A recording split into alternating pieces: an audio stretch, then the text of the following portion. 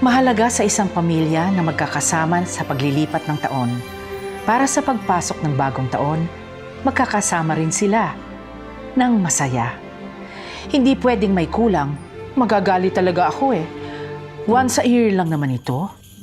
Dapat din may malagkit sa lamesa bago magpalit ang taon. Malagkit dapat dahil simbolo ng malagkit na pagsasamahan ng isang pamilya.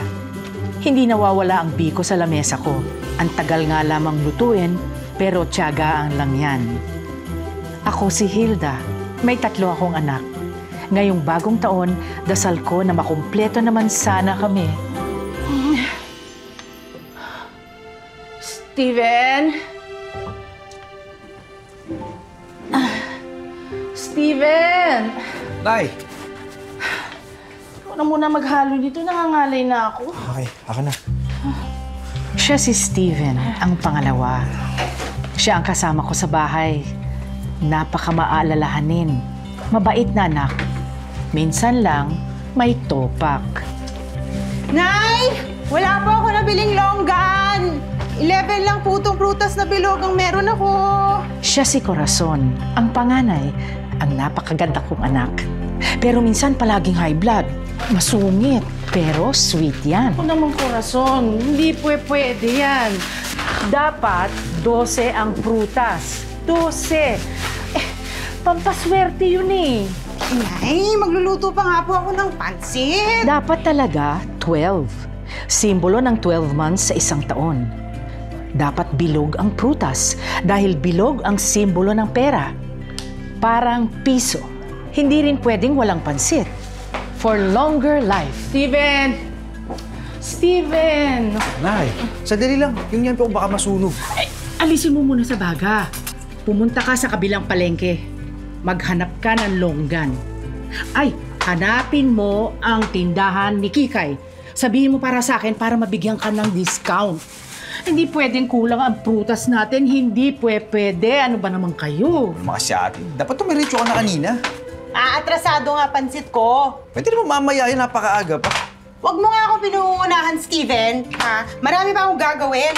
Yung liyampo mo, makakapag-intay yan. Hasa, pulutan mo lang kasi yan. Pulutan? Handa yan. O ano? Ako ang bibili. Ganon. Ganyan ang dalawang yan. Parang aso at pusa. Pero tiklop yung mga yan pag ako ang nainis. Ano? Okay na, Nay. Kunin ko lang yung susi. Ang buto. Susunod din naman pala ito eh. Ay, naku.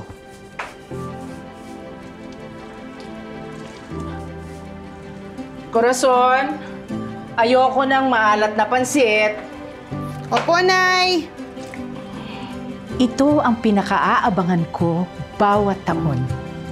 Ang bisperas at ang medianoche.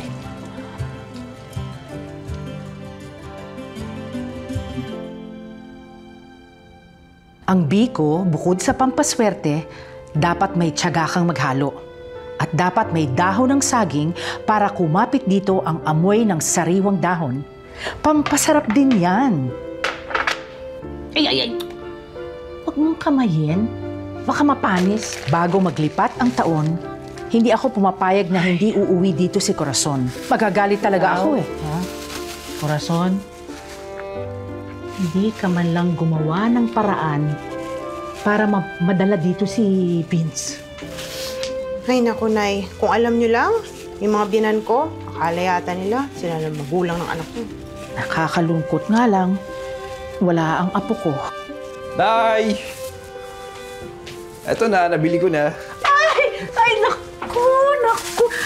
Ay, kumpleto na tayo. Naku, anak, thank you! Enero hanggang Desyembre, naniniwala akong magiging maayos ang lahat sa amin sa papasok na taon. Steven, nasa na yung liyampo mo? Mamaya pa yun. Pang-medianoche yun. Ha, bakit mo niluto? Hindi ko kunat to. Ganun ba yun? Wala ka talagang kaalam-alam. Pagbahasa kasi. Ano mo yan? Ipulutan mo lang yan. Hirap. Anak, bakit naman ayaw mo uminom ang kapatid mo? Babagong taon naman. Nay, mataas nga po sugar niyan. Konti lang, ha? Bahala kayo bumili ng gamot niya. Corazon, pwede bang bawas-bawasan mo naman ang sermon, anak? Magbabagong taon na. Hala, madali kang tatanda niyan. Ikaw, nakabili ka na ba ng luces at fountain? Mamaya pa, sasabay ako kay Brando. Ang galing daw tumawag dun. Sige, siguraduhin mo ha, maganda yung luces. Dapat maliwanag para mataboy ang malas. Ha? Nay, Siya si Peter, ang aming bunso, ang pinakamabait sa lahat. Bunso ko. Bunso ko.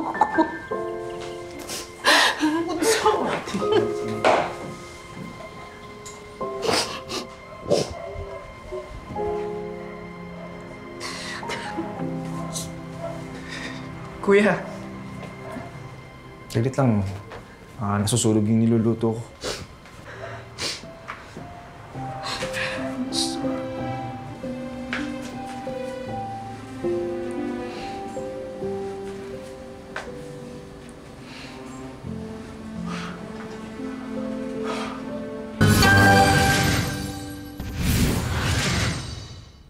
Nak, dito ka na muna sa kwarto ko, bunso, ah. Kasi yung kwarto mo, tinambakan na ng kuya mo ng mga gamit niya, yung kanyang mga cart yung mga food cart niyang nalugi. Kasing kuya mo ayaw makinig sa akin, eh. Ay. Bukas, pag uwi ni ate, doon ka na uli sa kwarto niya, ha?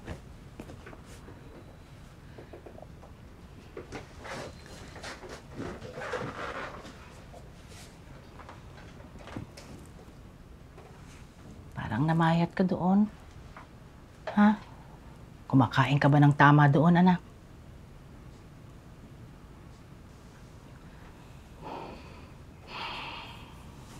Namiss kita, bunso ko.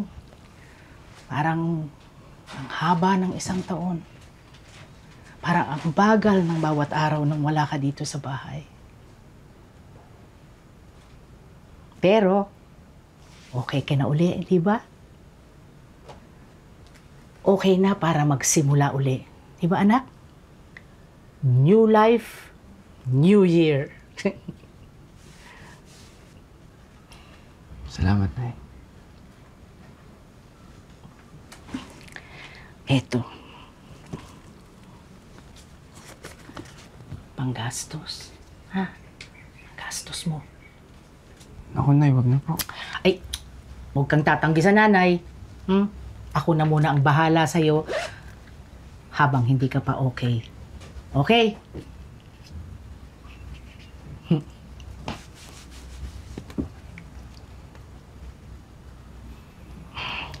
Huwag kang mahihiya sa nanay. Kahit na sino sa pamilya mo. Dahil tayo-tayo ang magtutulungan din sa dulo. Tandaan mo yan.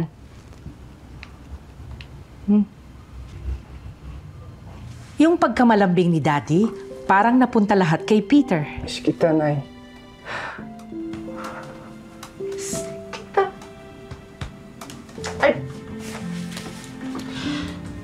Bawal ang luha. Magbagong taon. Nay! Tagal pa kayo dyan? Ako yung kuya mo. Oo, laging gutom. Sandali lang. Bakit ka mag-eat? Sige. Ingat ka. Sa tingin mo, okay na si Peter? Siguro naman. Hindi naman siya papalabasin siguro sa rehab kung hindi pa siya okay, di ba? Alam mo si Brando, yung anak niya, na-rehab din. Pero parang useless. Tapos bumalik sa bisyo eh. Si Nico, 6 months siya sa loob. Si Peter 1 year naman eh. Alam mo, wala sa tagal yan. Sa tao yun. Alam mo, napakanega mo. Kakabalik lang ni Peter dito, ganyan ka na. Ay nako, papagoyo na naman si nanay sa mahal niyang bunso.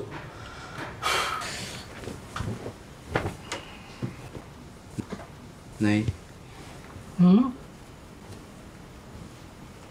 may balita po ba kayo kay Ara? Peter, anak, hanggang ngayon pa ba? Nagtanong lang naman po, Nay. Kilala kita. Ngayon pa lang, sinasabi ko sa'yo na isipin mo naman ang sarili mo. At tulungan mo rin naman kaming makabalik ka sa dati. Please, Bunso. Opo, Nay.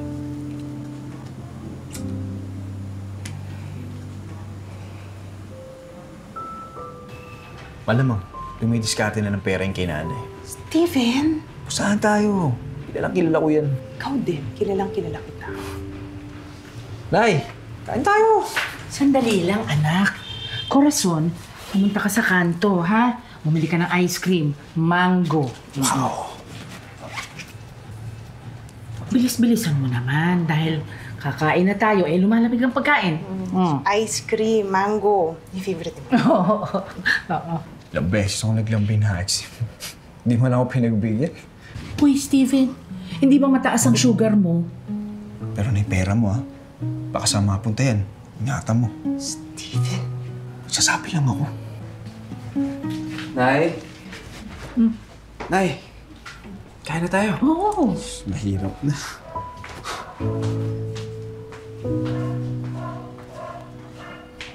Te, ano yan? Nagluto ako ng kare-kare. Halika na, dali na. O, parang alam mong darating ako ah. Swerte mo. Meron ka pang ice cream na mango. Mango, na-miss ko yun. Bilhin ko na muna. O sige na, anak. Sige, Dalian mo, ingat ha? ka. Kakain na tayo. Kaya na, anak. Dahan-dahan lang.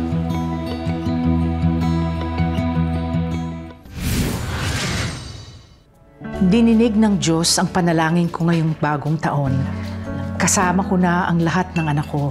Oh, ate, grabe. Ito talaga yung kare-kare na hinahanap-hanap ko. Bobola pa to. Magsawa ka.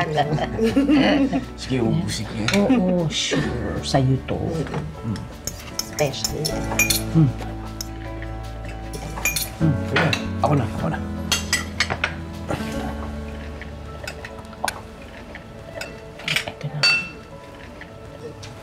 Anak, gusto mo bang kausapin ko uli yung St. John?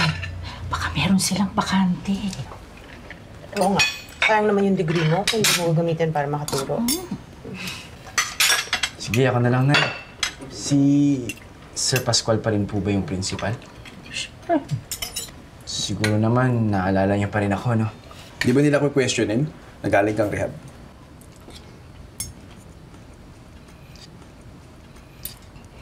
Di naman siguro, kuya. Maganda rin naman yung records ko dun dati. Okay.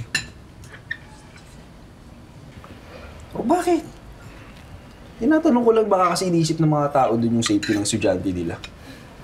Safe naman ako, kuya. Huwag ka mag-alala. Okay. O bakit ako? Concern ako kay Peter. Baka umaasa siyang matatanggap sa St. John ulit. Tapos i-judge lang pala siya dun. Catholic school pa naman yun. Exactly. It's a Catholic school. Okay. Hanggang ngayon, may sama pa rin ang loob si Steven kay Peter. Hindi pa nila ito napapatawad.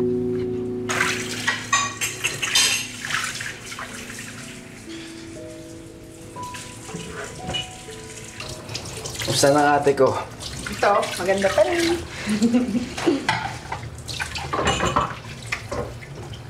Ate, ano na nangyari kay Kuya Alvin? Kumusta na si Vince? Hindi kasi kami talaga magkasundo eh. Pero okay naman kami ni Vince. Kami dalawa magkasama sa condo. Si Vincent, ang bait-bait na bata. Pero alam mo, nakuha niya yung pagiging malambing mo. Ate, may balita ka po ba kay Ara? Peter, Please, ate. 3 buwan na wala na siya dito. Ang balita, nakapangasawa raw ng taga-Pangasinan. Alam mo, dapat kasi dati mo pa tinanggap yun eh. Alam mo, minsan kasi pag kumakapit tayo sa mga bagay na hindi talaga para sa atin, yan ang sisira sa'yo. Ayok, tuloy pag-usapan yung taong sumira sa punsong kapatid ko. Huwag na natin balikan yun. Alam mo, namiss kita. Namiss kita talaga. Alam mo, wala kami ibang dasal ni nanay nun. Na bumalik ka sa dati mo. Yung lagi kang masaya, yung mataas ang pangarap mo sa buhay. Balik mo yun, ha, bunso? Kamusta ka na ba? 1 year na akong malinis, ate. Wala na akong balak balikan yung buhay niya.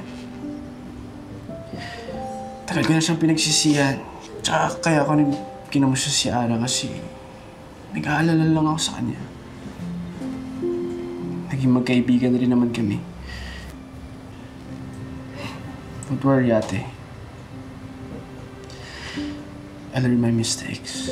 Peter, lagi mo tatandaan na nandito lang ako. Hindi ka namin papabayaan. Hindi na mauulit yung dati, ha? Salamat, ate.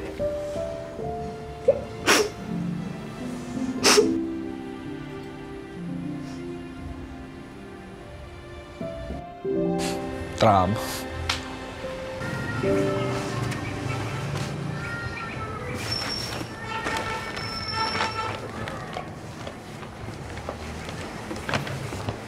Oh, asa yung isa? Nasa loob ng bahay, tinutulungan si nanay gumawa na atsara. O kano ayaw ni nanay gumana tsara? Favorite na naman ni Peter. Ha? Alin ba yun? Sabi ko, favorite na naman ni Peter kaya gumagawa si nanay ng tsara kahit matrabaho. Ano ba problema mo? Uminom ka ba? 3:00 pa lang. Di ba mataas ang blood sugar mo? Nag-check ka ba ng BP mo? Inutangan ka niya, no? Inutangan. At kung umutang siya, pahihiramin ko siya ng pera dahil alam naman nating walang-walang pera ngayon si Peter. Umayos ka nga, Diyos ko. Bakit pa ayaw mong tulungan ng kapatid natin, ha? Na ayusin yung buhay niya, na maging mabuti ang buhay niya. Alam mo, ikaw, 3 na nga lang tayo magkakapatid, ganyan ka pa. Alam mo, ikaw napaka-selfish mo. Ako na naman! Ah,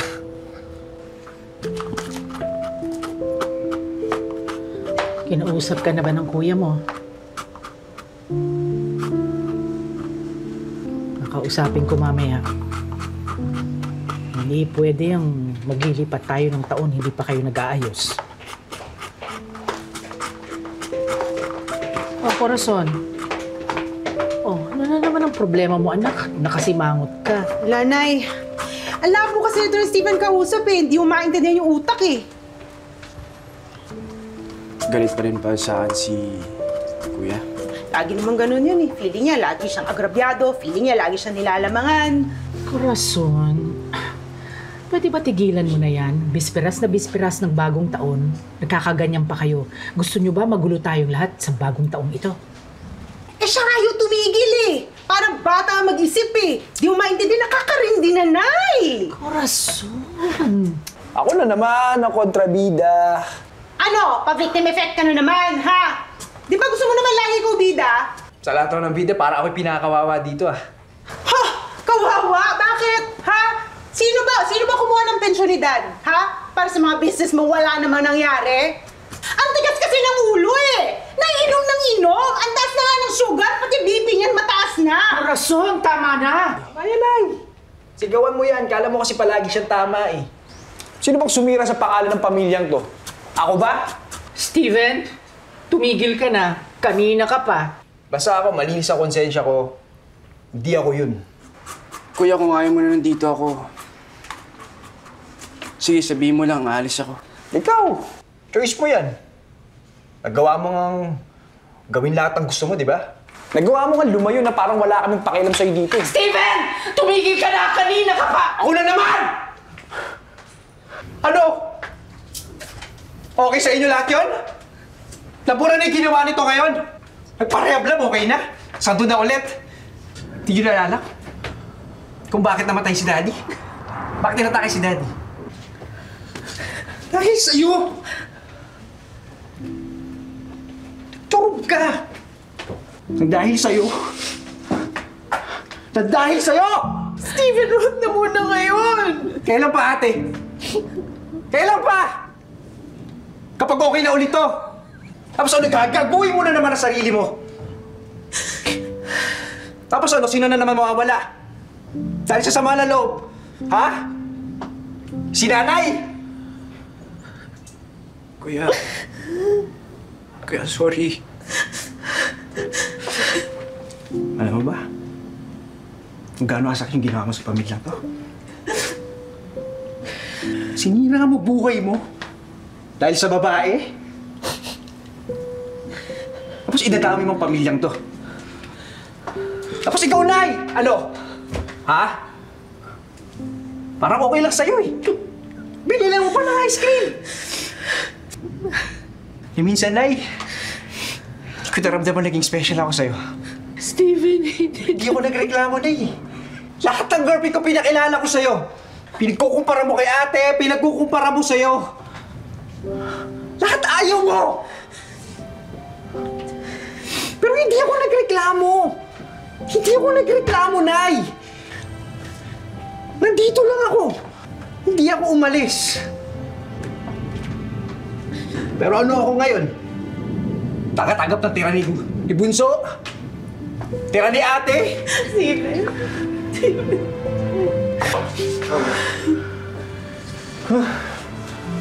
Diyos ko, mga anak ko.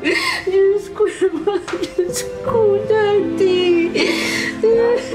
Kahit kailan, hindi ako naging mahalaga sa inyo. Ako lahat umihintindi. Ako lahat umuunawa. Pas ako pang masama.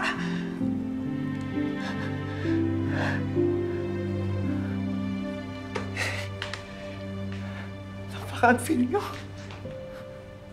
Napaka-unfair nyo!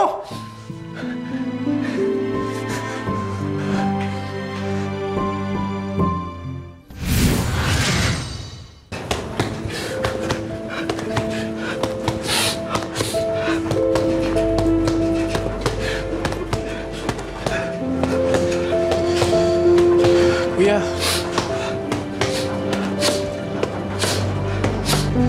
Kuya. Sige. Pwede mo naman akong suntukin eh. Kasi kasalanan ko naman, di ba? Kuya, hindi totoong hindi ka special sa pamilya natin.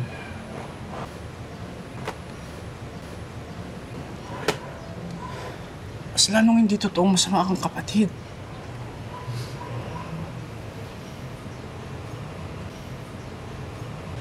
Ikaw nga lang yung kilala kong kuya sa mundong to eh.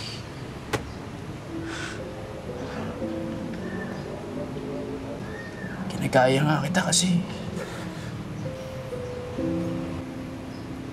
malakas ka. Maangas ka.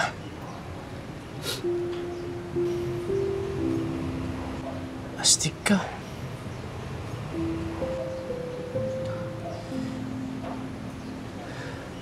Pero ko hindi eh.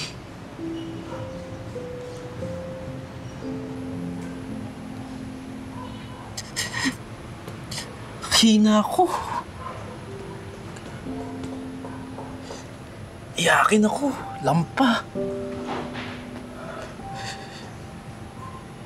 Ikaw lang nga yung meron ako dati.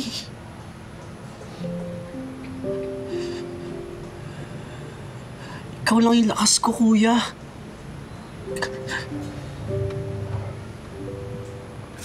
Sa'yo nga lang ako kumakapit eh. Kuya, sorry kung naging mahina ako. Alam mo, Bunso, kahit masama loob ko sa'yo, ito lagi iniisip ko eh.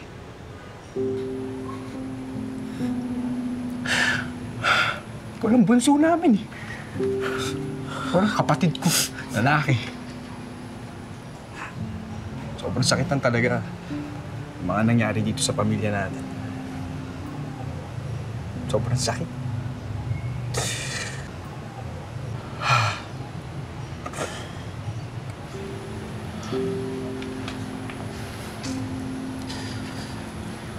Kuya, hindi ko nga alam kung paano ako babangon ulit eh. Hindi ko alam kung kaya ko ba mag-isa.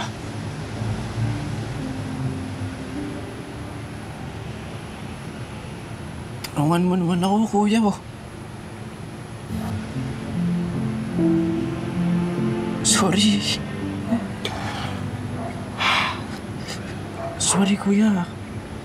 Sorry. Kapag alala, hindi ka na maliligaw ulit. Nandito na ako eh. Tutulungan kita. Patawarin mo na si Kuya. Sorry. Sa lahat. Kuya.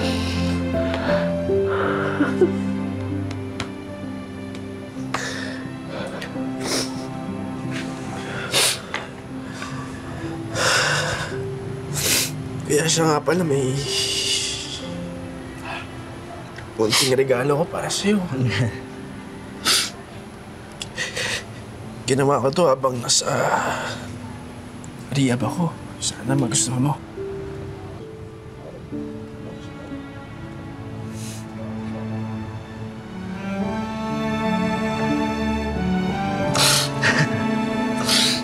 Thank you. Nga dito.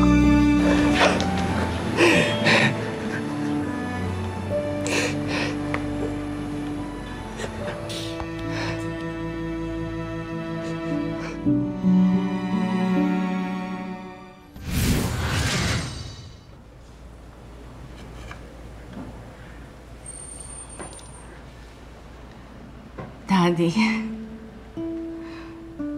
paano ba natin pinalaki ang ating mga anak? Kahit minsan, hindi tayo nag-away sa harap nila.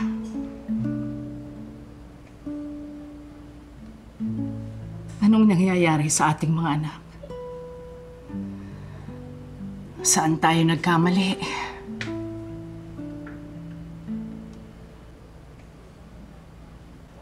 Nay. Sorry po.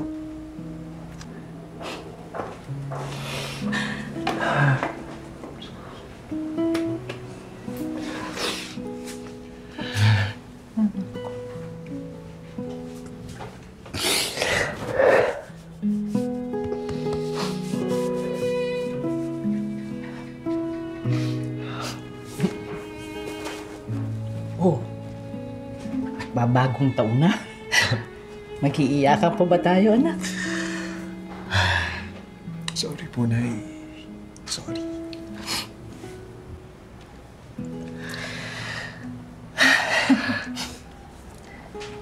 Natatandaan mo ba? Nung nasa elementary kayo ni Bunso. Di ba sinuntok mo yung kaklase niya? Dahil pinagtatanggol mo lamang siya, hindi ba? Opo. At yung lumoko sa atin mo, hinanting mo pa nga yun, di ba? Opo. Sinapak mo. Ay, yung anak ko. Ikaw ang pinakamatapang sa kanila. Ikaw ang pinakamatibay kong anak, Stephen. Opo. Pero kailangan ko silang bantayan dahil hindi kanila katulad. Yang si Peter. O hindi ba? Lampayan eh. Mahina ang loob. Opo. O hindi ba nadadapayan kahit napatagandaan? Opo. Anak, kailangan siyang mas bantayan. Natin. Dahil tayo lang ng daddy mo ang may kayang gawin yun. Wala nang iba, Stephen. Opo. Sorry po. Dahil pamilya tayo. At nung nawala na si daddy mo, ikaw ang naging haligi ng tahanan natin. Anak, hindi ba espesyal yun? Hindi ba? At katulong mo si nanay para maayos ang lahat para sa atin. Opo, Nay. Sorry, Nay. Talagang sobrang nasaktan ako sa mga nangyari sa pamilya natin. Sobrang sakit, Nay. Alam ko, alam ko. Masakit din naman talaga. Pero kailangan umusad tayo dahil buhay pa tayo. Alam kong malapit ka sa daddy mo. Pero paano ako? Ako ang asawa. At kinakaya ko ang lahat ng ito para sa inyo. Para sa mga anak ko. Sorry po.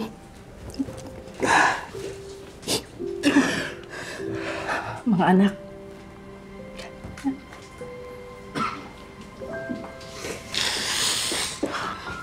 Mga anak, kapag kayo na lang ang nandito sa bahay na ito, at wala na ako. Ayokong nag-aaway-away kayo. Ha? Ayoko. Nasasaktan ako. Bilang magulang, walang makakakumpara ang saya na makita ang aming mga anak na walang galit sa isa't isa. Yan ang tunay naming kaligayahan.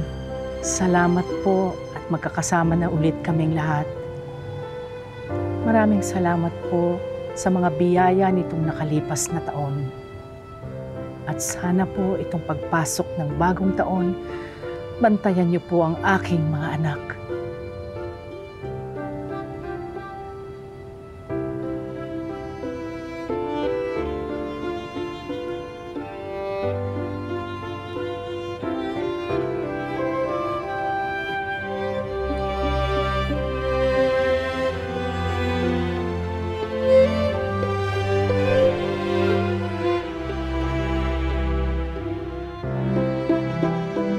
Si Corazon, ang aking apo na si Vince, hangad ko po na maging mas maayos na sila.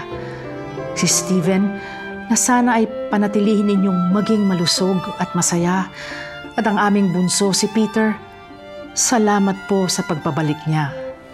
Dasal ko po na maging mas maayos na ang buhay niya sa darating na taon. Hangad ko po ang magandang buhay para sa kanilang lahat.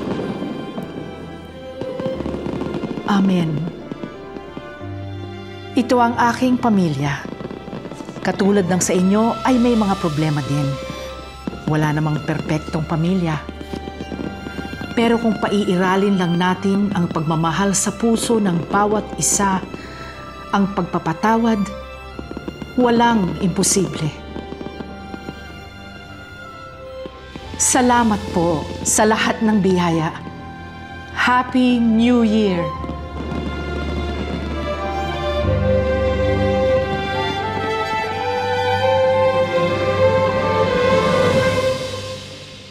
Baby, di mo ba nakikita yung nangyayari ngayon? Ang plano ko sana mag-propose sa'yo ngayon. Pero ngayon naging malinaw na sa akin na hindi ka pa handang pag-isipan ng kasal. Dahil mas inuuna mo isipin ang mga kapatid mo, ang trabaho mo at ang business mo. Naglalaro ka ng buong araw. Gusto mo may tagaluto ka pa? Huwag mo na kaya pag-aralin yan. Wala naman ambag. Hindi yan gagraduate. Wow, kailan pa naging trabaho yung pagiging social climber? Bakit kumikita ka ba sa Puro ka pagkukumita? paganda.